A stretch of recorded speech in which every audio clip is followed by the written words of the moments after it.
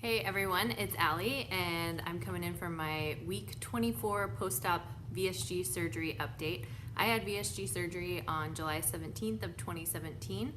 My height is 5'10", and my highest weight ever was 442 pounds. My weight on the day of surgery was 397 pounds. And last week I came in for my update at 321.6. And this week I'm at 320.2, so I only lost 1.4 pounds.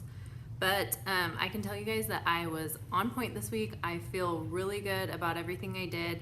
I was at the gym every day during the weekday, and then I did some just like walks and workouts at home on the weekend, which I don't even normally do. So that's good. I actually just got home from the gym, and yes, I did change, and yes, I did put lipstick on and touch my makeup, and I don't know why I did that. I'm literally wearing like workout pants on the bottom, but I'll get to that later. I don't know why I do this, and my boyfriend teases me. He's like, you don't have to dress up, but I don't know if it's because I watch myself back or what, but I always feel like I have to, like, I don't know, guys. Anyway, this week I kind of feel like my hair loss has slowed down a little bit. I clog the shower like every 2 showers instead of every 1 shower, so that's progress. And I mean, I still think I'm losing some, but it's definitely not like chunks like it was before. It's slowing down, and I think if you can see, I'm getting some baby hairs. So grow little baby hairs, and you can see all my gray hairs. Yeah, I'm 29 and have like a million gray hairs, but that's nice that it's slowing down. So with my weight loss this week only being 1.4, I decided to send my logs to the bariatric nutritionist, and she hasn't gotten back to me yet. I was hoping she would before I filmed, but I'll talk about it next week. I'm kind of interested to see if she is going to up my calories or up my protein. I feel like I'm getting enough fluid. I'll talk about that in a minute. And I don't know, we'll see what she says. I posted a poll on Instagram yesterday, if you guys saw. Speaking of the shirt, I have had it forever. It's now a size too big, but I thought I'd try it out. I always thought it looked weird, and I never really wore it, but it's kind of cute. I don't know, a little weird, like clownish somehow. Anyway, what was I saying? Oh, I'm interested. I posted that poll on Instagram. If you guys, I think if some of you responded like how many calories you eat and how many weeks out you are. And I'm eating around like 800 to 900. Sometimes I can get up to 1,000 if I snack a little during the day. And then I saw some people that were easily 1,000 like way before this time. And I know everybody's different, so I'll just see what the nutritionist says and tells me to try out. And my little weight loss this week could be because I was really hitting the gym pretty hard, harder than I have before. So I don't know, I'll just play it out. But as you guys know, I haven't lost much since the beginning of December. So I'm just trying to stay positive, and the nutritionist said if you hit a stall for this long, you know, talk to her, reach out. So that's what I'm doing, and we'll see how it goes. What else?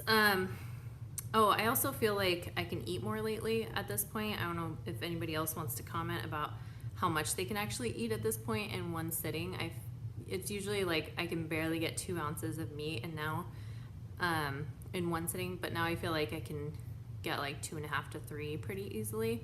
But I'm also not eating like protein, carbs, fruit, and a veggie in every meal. I usually just have protein and a veggie, and that's about it. So my boyfriend also mentioned, he's like, it seems like you can eat a little bit more, which kind of makes me sad because that's really all I have. I don't get sick from anything. All I have is the retention of my tool, or the restriction of my tool. But I don't know, I guess it's probably normal. So talking about water, last week I told you guys that I was going to drink 100 ounces a day and see if it made any difference. So reporting back on that, biggest difference, I had to pee a lot, obviously, and I still feel like I'm peeing all the time, and usually it like levels out after a while. No, but I don't know if I saw a huge change, because I think I was getting like 60 ounces before upping to 100, I don't know. I do feel like my skin looks a little better, but I always have these red patches. I have a little bit of rosacea up here too. But I do feel like it looks a little healthier. And I felt better. I mean, just getting my water in, I felt like really hydrated and a little bit more energy, but I wouldn't say it was anything like huge. But I'm gonna continue drinking that much water, and that's hard with the post-op people. I think everybody has this rule where it's like 30 minutes before a meal, 30 minutes after a meal, no fluids. I'm really good after a meal of waiting 30 minutes, but before I always forget and I'm drinking like up to my meal. But that's really hard because that limits like how much you can drink throughout the day or your time to drink. And then at night, my surgeon also wants me to stop drinking anything or eating anything 2 hours before I go to bed. So it's like cutting down my time less and less of how much water, and that's because of my heartburn. So it's cutting down my time, to less and less of when I can actually drink water. But I have no restriction. Like I can almost, I wouldn't say chug water, but I can drink pretty well without feeling it, which is also kind of scary, but I think that's normal too. So anyway, it went okay. I'm gonna continue like that because like I said, I felt better about it, and maybe it's flushing stuff out. I don't know.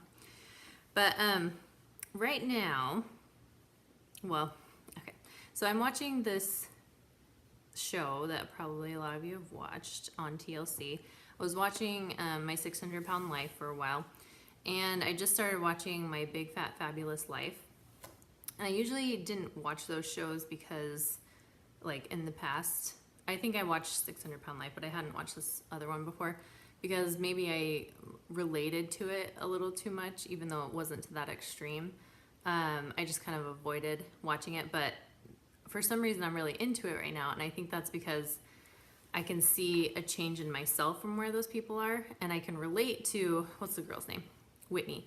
I can relate to that girl in a lot of ways of how I used to be, and not that I judge her at all. I think she has a funny personality for the most part, and it's funny to see her go through things. But I also feel like, just comparing myself to me, like I've come so far from that mentality that you have when you're really, really overweight and not doing anything about it. And I've come so far from those habits, even though I'm not perfect by any means. But some things that happened to her just in like the 2 or 3 shows that I've watched, and I'm just like, ugh, like her avoidance of her issues is one thing that I notice a lot, and making excuses about things, which I totally did. And I'm not trying to judge her at all. I'm just talking about me and how it reminds myself of me. How she would make excuses about things. That was so me. Like, I'm healthy for my weight, and I'm pretty active, and I can do a lot of things. That was so me and my mentality. And Brie and I have talked about before, like, when people say I'm not that person anymore, we both agree that I don't like saying that, because I am still that person. I'm just a better version, or however you want to say it. So some other things that she said, or that happened to her, is how she can't wrap a towel all the way around, which I'm like not even really there yet. But she went out to lunch with a bunch of coworkers, and she went to sit in a chair, and I knew the exact type of chair, and she didn't fit. And I'm like, I don't know how many times I've been there, and that has not happened for months now. That hasn't happened to me, and it's been so like uplifting. And then just some activities that she was doing. She tried to go skiing and basically like really hurt herself. And then there was another like activity dance-a-thon that she wasn't able to get through, and how she was having lower back pain because my theory is because of the butt shelf that I have been plagued with forever, and I still have one, but it's decreased so much. But I can tell you, at my highest weight, just standing for a few minutes, because of my shelf kind of pushes your spine or something, or misaligns your back, I had so much pain back there all the time. So just relating to all those things. And in that, I was also thinking about how we get into these comfort zones. And right now, I feel like I am facing a comfort zone that I really need to break through. So right now, I'm in a size 24 pants, which is 3 sizes down. and a size 22, 24 top, which is also 3 sizes down, however you want. Yeah, 3 sizes down. 2.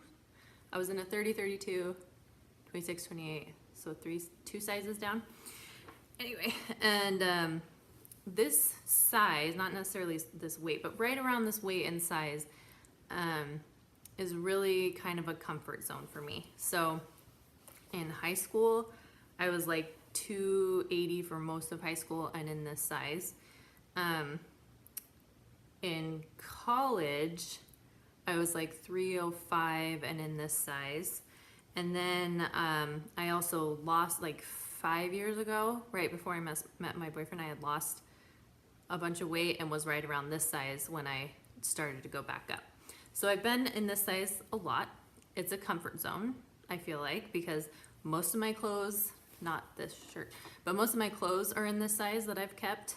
I don't know, it's just like, it's almost a normal thing to me. So for me, I'm just thinking a lot about breaking through this comfort zone, and it's kind of like the other side of this scary unknown. I was at a smaller size for a very short time in high school, and that was really the last time I consider my adult. Anytime before that, I don't remember what size. But when I was at this size in high school, it was only for like 6 months, or I mean at a smaller size in high school, it was only for like 6 months. So anyway, I'm just trying to break through, push on, and then I just started thinking about something that it's something I wanted to talk to you guys about. So my comfort zone, and how I'm trying to break it. One of my comfort zone things is working out at home. When I was at my highest, I did not want to go to the gym. I did not want to work out with other people, which I still don't really want to, but it was so much easier just to work out at home. And I always made my boyfriend like go to the garage or go to the bedroom or somewhere else so that I could work out by myself with no one watching me. So how I'm breaking that is going to the gym consistently. I did weekend workouts here just because, but breaking my comfort zone of working out in front of other people. And my next step to that is actually working out with people, like friends that have asked me to work out, which I hate that idea. Mostly because I just like doing my own thing. But someday I'm gonna work out with other people that say they wanna work out with me. My second one is secret eating. Even if it's healthy eating, that was totally my comfort zone. I just like to eat by myself. And I'm breaking that by eating with my coworkers at lunch, like basically every single day. My boyfriend and I will always eat together. I stop snacking on my way home. Sorry, reflux. I stopped snacking on my way home and eating in the car and all that kind of crap. I don't do that anymore. I eat with people in normal settings and don't hide my eating.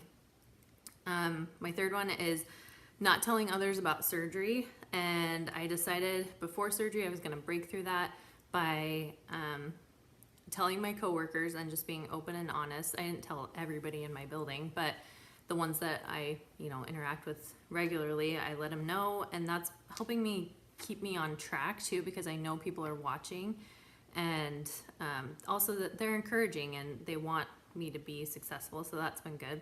But also filming, again, bringing back to me, why did I change to film to you guys? I don't know, but it's totally not my comfort zone, especially my first few videos. It's getting a little more like okay to talk to the camera, but my first few videos I was just like really monotone and didn't know what to talk about and blah blah blah, and so that's been really breaking my comfort zone. But my boyfriend is the only one that knows that I make these. I haven't told anybody in my family or any of my coworkers because I just feel a little awkward about it. But I appreciate all you guys that are here to watch it and encourage me and can also relate, so that's been nice. And again, my other comfort zone is this size, and that's what I am trying to break through right now and work harder. So I just want to challenge you guys to define your comfort zone. And for me, defining my comfort zone or picking out those things are like if it scares you, gives you butterflies, makes you tense up or want to quit and go home or anything like that. But, so you have those feelings, but you still have a nagging feeling that you should be doing that thing, and it's what you need to be doing, then that's probably something that's outside your comfort zone. So I would challenge you guys to define those things and take them on one at a time to try to break through and be a better version of yourself. And that is all I have this week. So I hope you guys have a great week. Thanks again for watching and commenting. And I know some people wanted to talk about my vision board that I showed last 2 weeks ago or something and how I made it. So I'll try to post something next time or in a link or something on how to do that. And I think that's it. So I hope you guys are doing great, and I'll talk to you next week. See ya.